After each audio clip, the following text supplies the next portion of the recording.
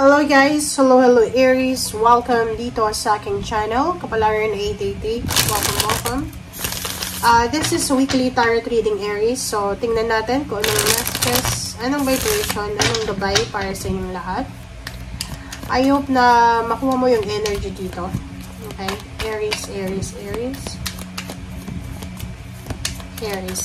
Okay. Aries, first card natin is High Priestess.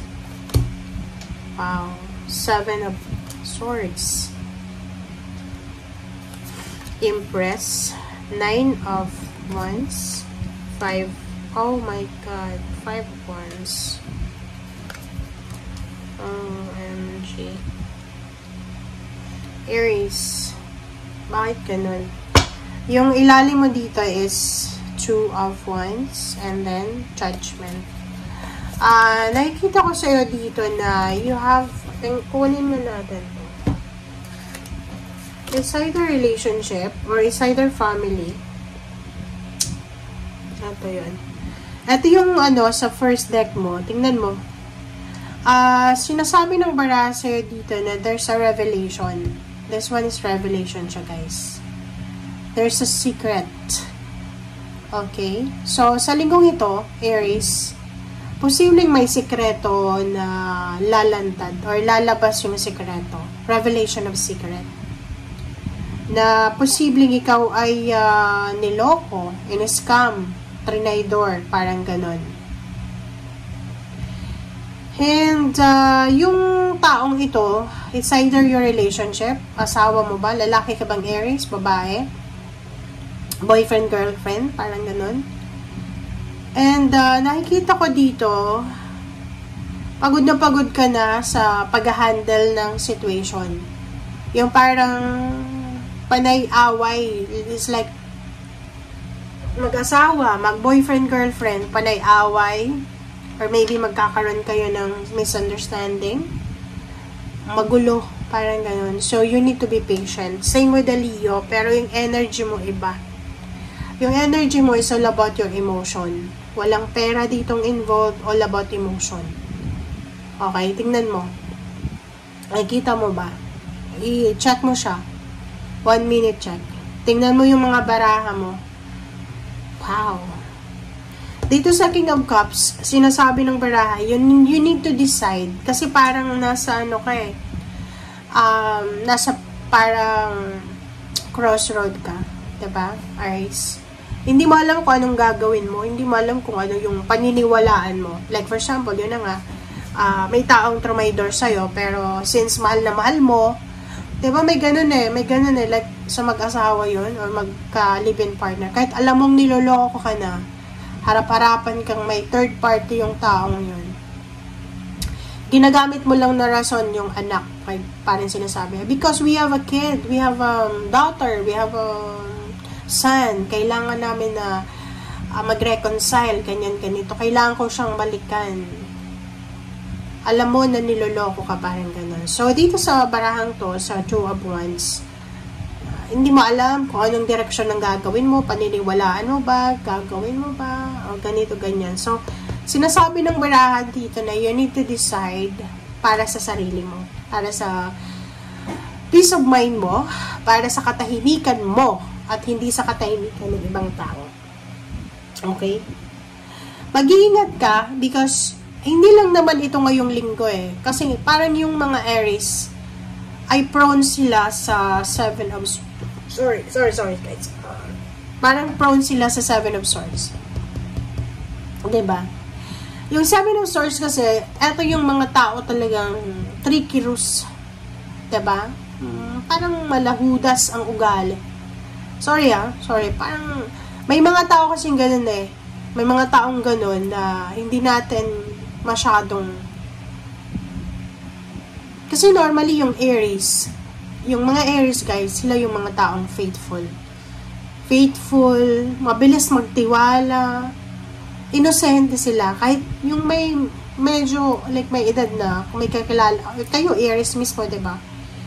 Kasi ako, lahat ng kakilala kong Aries, ganun, kahit nasa 40, 30 years old na sila. Innocent pa rin sila eh. Pero yung aura nila, yung parang mayabang na aura, ganyan ganito. Mahihain din sila minsan. Pero pag close mo na sila, makikita mo kung gaano kabuti yung puso ng taong yan. Isa yung Aries, aside from Leo, Aries, and Sagittarius, they're the 3 signs na sobrang sila, driven kasi sila eh. Pag ano yung gusto nila ngayon, gagawin nila eh. Diba yun yung gusto mo? Kung anong gusto mo, gagawin mo. Sobrang driven. Na may misunderstood. Isa yun. Yung mga Aries, yung isa sa mga na may misunderstood na sign because of aura nyo. Yung aura nyo kasi sobrang strong, yung personality, ganyan. Pero, emotionally, sobrang soft ng mga Aries. Kaya, lahat, like mga friendship, may mga nakikaibigan ka, kakilala, katrabaho, kapitbahay na akala mo mabuti sa'yo, pero mayroon silang hindi maganda sa isip nila na ito yung gagawin ko kay Aries. So, kailangan mong maging careful. Hindi lang ito sa linggong ito, Aries, ha. Everyday ka, sorry ha, pero sinasabi ko sa'yo, huwag kang magtitiwala kahit kanino. Kahit sa kapamilya mo, especially sa karelasyon mo. Okay, sa asawa, boyfriend, girlfriend, kapatid, magulang. Sorry pero sa nakikita natin dito, pagkatiwalaan mo lang yung sarili mo. Okay. Napapaligiran ka, nakakapagod yung energy mo eh. Napapaligiran ka ng mga taong sinasak in yung energy mo eh. Pwedeng married ka sa materialistic na lalaki or babae, tamad, ganyan ganito, manloloko, parang ganyan. So, nakikita ko sa'yo dito na left and right yung mga away na nakikita mo. Like, siguro lumaki ka na yung magulang mo, panay away, gulo, yung mga pamilya mo. And sa linggong ito, posibleng may pag-aaway. Sa linggong ito, sinasabi na may possible na hindi pagkakaunawaan with your relationship, with someone na pwedeng humantong sa hiwalayan. Sinasabi ng baraha dito na mag-iingat ka. Okay? Be patient, mag-iingat ka kasi baka madala ka sa gulo eh. Diba? Napakahirap eh. So, yun na nga, sinasabi ng baraha dito na you need to think first bago tayo gumawa ng action. Okay? Lalo doon sa mga, halimbawa, may nagtitrigger ng emotion mo. Okay? Mag-iingat ka. Okay, Aries. Tingnan natin kung ano yung mga messages pa. I-confirm natin yung first deck mo.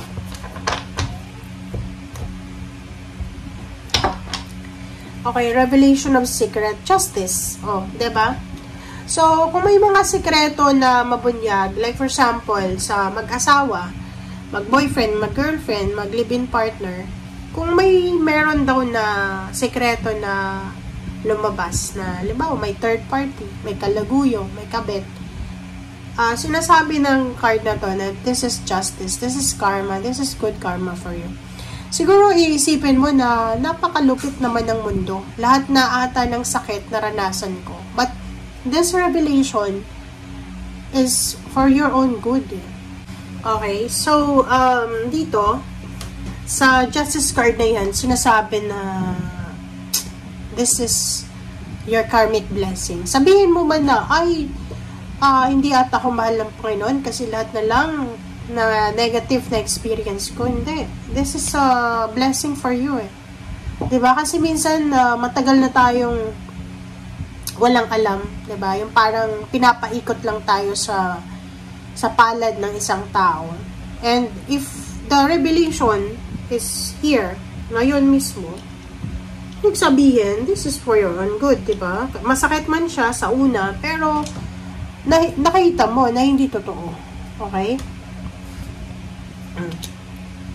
Diba?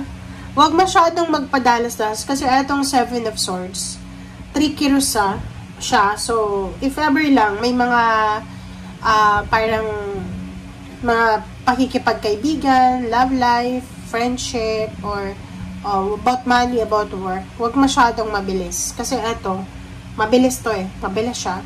So, iwasan mo yung mabilis na actions. Iwasan mo yung mabilis na, reaction. Okay? Para makaiwas sa gulo. Dalawa yung judgment mo. So, sinasabi ng baraha na maging maingat tayo sa mga kilos natin. Maging maingat tayo sa mga plano natin. Okay? And Empress, sinasabi ng Empress dito na you need to yung Empress na unang baraha, ang clarification sa'yo is for once. Sinasabi ng baraha sa'yo na ayusin mo yung pamilya mo. Okay? Ikaw dapat yung maging daan para maging maayos yung pamilya. Huwag ka nang magdalawang isip pa. Ayusin mo na as soon as possible. Okay? Okay, so dito sa mga away-gulo na yan, talagang masasaktan ka. You will feel betrayed. Syempre. But, yun nga sabi sa'yo, be patient. Sinasabi ng baraha sa'yo dito, be patient because may, if ever lang na gusto mong maging masaya ang buhay mo, kailangan mong maging mapasensya. Kasi kung lahat ng gulo, lahat ng battles ay lumaban ka, talo ka niyan. Diba? Hindi lahat ng battles, yun nga, sabi sa kasabihan, choose your battles wisely. Hindi lahat ng gulo na pinipresenta sa'yo ng universe, kailangan mong makijoin. No. Minsan, mas maganda yung audience ka lang. Nakikinig, nanonood ka lang. Okay? Hindi lahat ng away, gulo, makigulo tayo. Hindi lahat ng may chismisan, makichismis tayo. Hindi lahat ng pag-uusap, makijoin tayo. Okay? So, yun guys. Thank you for watching. Bye!